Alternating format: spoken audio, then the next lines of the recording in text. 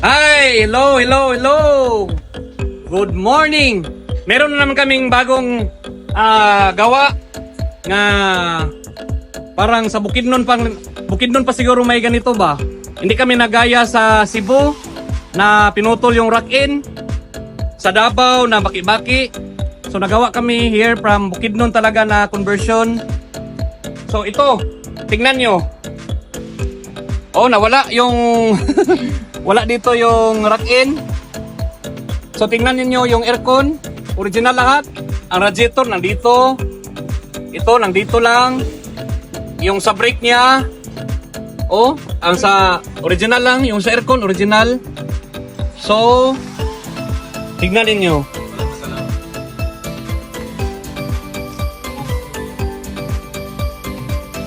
So doon kami nagkuha ng idea sa BIOS. Ang original na rock-in ng BIOS, nasa likod yung rock-in. So wala na dito sa harap, nandun na sa likod. So tanungin natin yung chief mechanic natin kung paano niya ginawa yung pag-convert niya. Andun, hirapan ka. Magandang araw. Ito lang, ginaya lang namin sa BIOS. Kasi issue kasi itong baki-baki, maraming nagtatalo kung alin daw ang mas mabuti. Pero parehas lang naman mabuti. Ngayon, patingnan natin kung paano namin.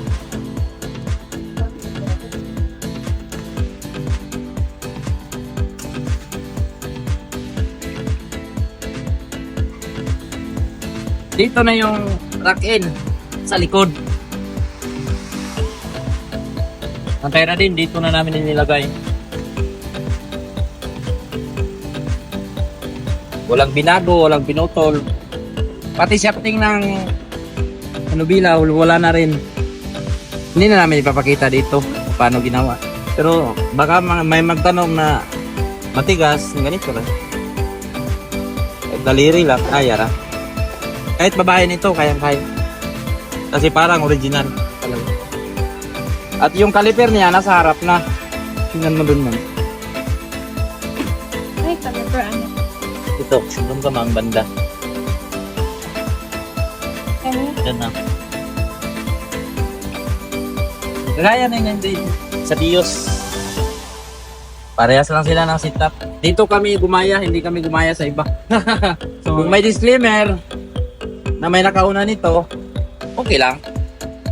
At least hindi kami nanggaya sa inyo. Pero hindi namin to magagawa kung hindi rin dahil sa napakagaling naming electrician at aircon technician. Auto Master Tech, pasok! Kunti lang naman yung binago namin sa aircon. Binaliktad lang namin yung sa blower niya. Pero nandito pa rin yung cabin filter dito. Cabin filter. Parang stuck pa rin siya. At yung ducting, hindi nagalaw. Original. Mga controller, okay pa rin. Original lahat, no? Oh, yes. Oh, gumagana. Maganda yung ducting niya kay original yung ducting. May pabuga sa salamin dito at sa ilalim. Mayroon. So okay ah. So ito yung naiwasan natin na common issue ng pag-convert. Yung pumapasok yung tubig, mabahong amoy galing sa labas, na hangin. So dito talaga wala na. Na-solve natin yung problem. Tingnan natin yung dati nating mga nakasanayang conversion. Ganito. So, ang dami talagang butas. Ito yung mga dating mga conversion. So, ang daming nilipat. Yung sa aircon, wala na dyan. Dito na. So, yun. Less ang kuan, tubig pumapasok. So, parang original na siya. So, na-solve natin yung problema. So, yun. Yung mga hindi namin nagawa dati. So, dito. Itong convert ng Bukidnon Pride. Gawang Bukidnon. Hindi kami nanggaya ha. So, doon kami nagkuha ng idea sa BIOS. So kung may mga magkuan, may mga marunong dyan, so mag-comment lang kayo para pili pa namin bago kung anong mga kulang. So tulungan nyo kami. So salamat po. Sa 4x2 lang to muna. Yung 4x4 hindi pa namin natapos. So salamat po.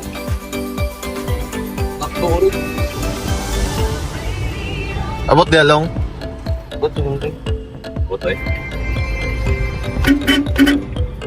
Ani ang akong balita numero 1. PNP chief nagbando sa pagbipaso sa Auckland Double Barrel. Oh, okay, og liko ba? Ha? Sana igliko ba? Kulay kagliko.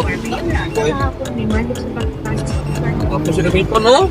Kaya bago sa droga. Uyan. Pahayag si Tapos Marvin siya? Hewitt Oh, oh.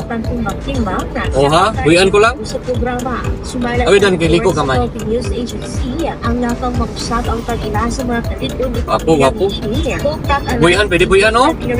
Nubila? Yeah, why copy guys. Hoy, kabig. Oh? Hoy, kabig. Tapay ka. Signal.